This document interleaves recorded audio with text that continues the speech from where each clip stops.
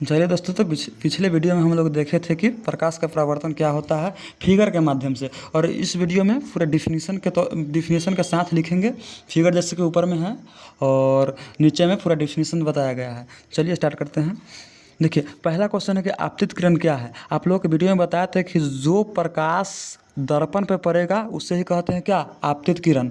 ठीक है, जैसे कि दर्पण पर ये प्रकाश आ रहा है और दर्पण पर पड़ा, इसी को आपतित किरण कहते हैं। जैसे कि देखिए यहाँ पर लिखते हैं लैंग्वेज में, दर्पण पर पड़ने वाली किरण को आपतित किरण कहते हैं। आपतित किरण कहते हैं। और दूसरा में है परावर्तित किरण। जैसे कि देखिए, जो प्रकाश दर्पण पे पड़ा और उसके बाद दर्पण से पड़ने के बाद परावर्तित हुआ, जिस दिशा से आया और दर्पण से टकराकर फिर उसी दिशा में लौट गया, तो दर्पण से टकराकर लौटने वाली किरण को परावर्तित किरण कहते हैं। क्या कहेंगे, देखिए यहाँ पर लैंग्वेज में लिखते हैं, दर्पण से टकरा कर लौटने वाली किरण को परावर्तित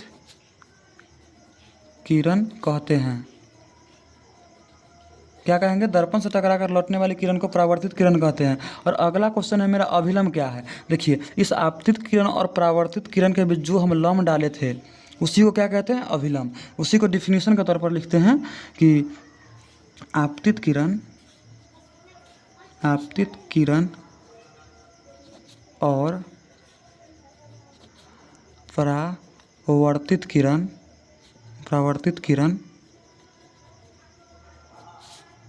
के बीच डाला गया लंब को अभिलंब कहते हैं। अभिलंब कहते हैं। देखिए, आपतित किरण और परावर्तित किरण के बीच डाला गया लंब को अभिलंब कहते हैं। और अगला क्वेश्चन में रहा आपतन कोण।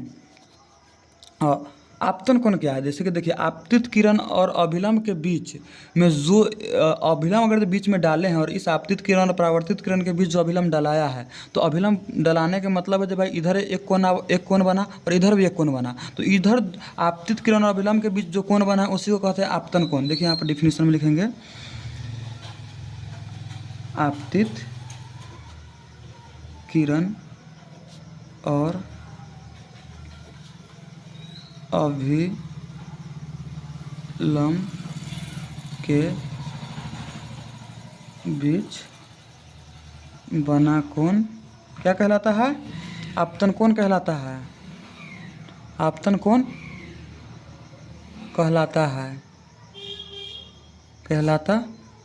अगला क्वेश्चन है दोस्तों, परावर्तन कोण। जिस प्रकार से आपतित किरण और अभिलंब के बीच में जो कोण बना उसको हम आपतन कोण कहे हैं, बस उसी प्रकार से परावर्तित किरण और अभिलंब के बीच जो कोण बना उसको परावर्तन कोण कहते हैं। देखिए डिफिनीशन में,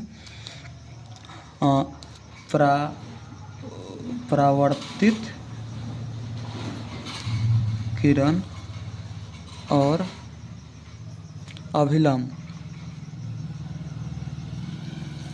अभिलंब के बीच बनने वाला कोण कौन सा कोण कहलाता है, परावर्तन कोण कहलाता है। परावर्तन कोण कहलाता है। देखिए दोस्तों, यहाँ तक कोई दिक्कत है तो बताइएगा। पर देखिए दोस्तों, अब अगला क्वेश्चन है हम लोग के पास आपतन बिंदु। जैसे कि यहाँ पर फिगर में देखिए, आपतित किरण जिस बिंदु पर टकराया है और परावर्तित हुआ है, तो जैसे कि ये दर्पण है, अगर यहाँ टकराता तो इस दर्पण का परावर्तन बिंदु यहाँ, आपतन बिंदु यहाँ हो जाता। उसी प्रकार से देखिए, यहाँ आपतित किरण इस बिंदु पर टकराया है और यहीं से परावर्तित हो गया है। इसका मतलब इस दर्पण का आपतन बिंदु ये रहा, यही आपतन बिंदु है। तो इसी को डिफिनीशन के तौर पर लिखेंगे, आपतित किरण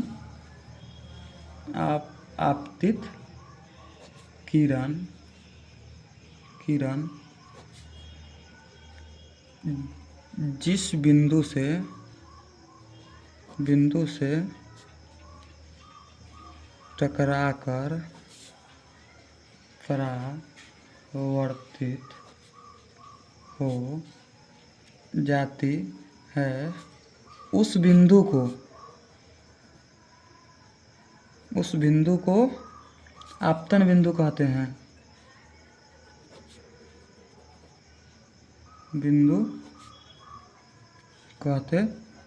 और देखिए दोस्तों, जो मेरा मतलब यहाँ पर मेन टॉपिक था, जो अभी हम प्रकाश का परावर्तन पढ़े हैं, ये पढ़ क्या रहे हैं हम लोग, प्रकाश का परावर्तन। बस इस आखिरकार प्रकाश का परावर्तन क्या होता है, अब हम लोग को ये जानना है। प्यारे बच्चों, यहाँ पर देखिए जैसे कि सीधा समझिए, कोई किसी भी सतह से प्रकाश का टकरा कर लौट जाने की क्रिया को क्या कहते हैं, प्रकाश का परावर्तन। जैसे कि यहाँ पर प्रकाश टकराया है, इस दर्पण से टकरा कर लौट गया, इसी क्रिया को, यह पूरे घटना जो होता है, इसको कहते हैं प्रकाश का परावर्तन। इसी को डिफिनीशन के तौर पर लिखते हैं कि आंसर में प्रकाश को किसी सतह